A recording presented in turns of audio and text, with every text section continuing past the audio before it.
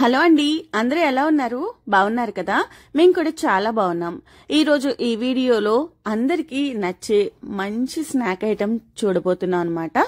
So ఇంకెందుకు ఆలస్యం, రండి రెసిపీలోకి వెళ్ళిపోదాం. అందుకన్నా ముందు మీరు కనుక మా ఛానల్ని మొదటిసారి చూస్తున్నట్టయితే ప్లీజ్ సబ్స్క్రైబ్ చేసుకోండి. పక్కనే ఉన్న బెల్ ఐకాన్ ట్యాప్ చేసి ఆల్ అనే ఆప్షన్ ని సెలెక్ట్ చేసుకోవడం వల్ల నేను పెట్టే ప్రతి వీడియో మీ వరకు వచ్చేస్తుంది.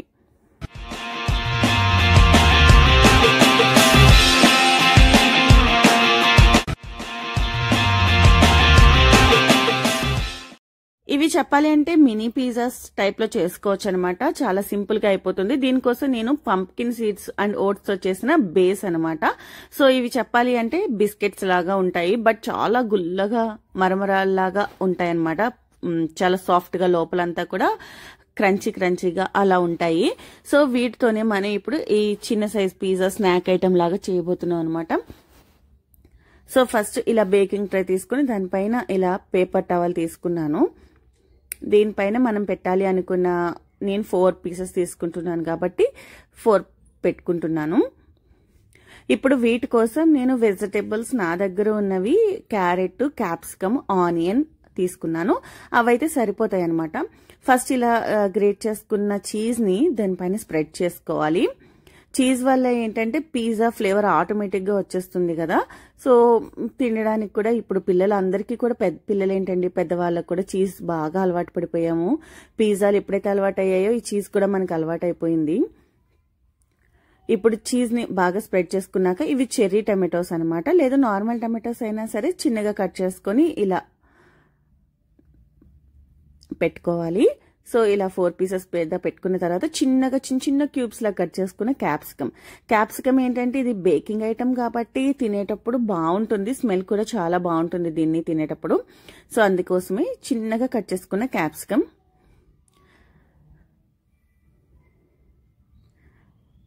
దీనిపైన ఇప్పుడు తురుముకున్న క్యారెట్.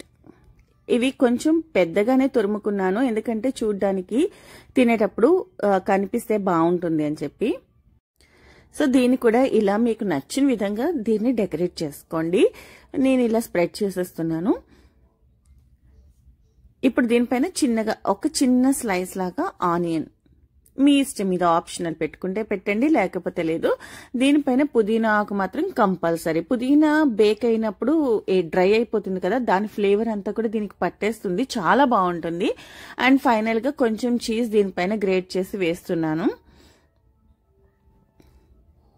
సో ఇంతేనండి. దీనిపైన మనం ఇంకా ఏమీ ఎక్స్ట్రా ఐటమ్స్ ఏమీ యాడ్ చేయక్కర్లేదు, ఎందుకంటే చీజ్ లో ఆల్రెడీ సాల్ట్ ఉంటుంది, ఆ సాల్ట్ సరిపోతుంది. దీన్ని నేను టోస్టర్ లో పెట్టేసి ఒక 10 మినిట్స్ పాటు బ్రెడ్ టోస్ట్ ఇంకా ఆప్షన్ లో పెట్టేసి దీన్ని వదిలేస్తున్నాను. చూస్తే మనకి చీజ్ అంతా మెల్ట్ అవుతుంది, చూడండి ఎలా ఉడుకుతోందో.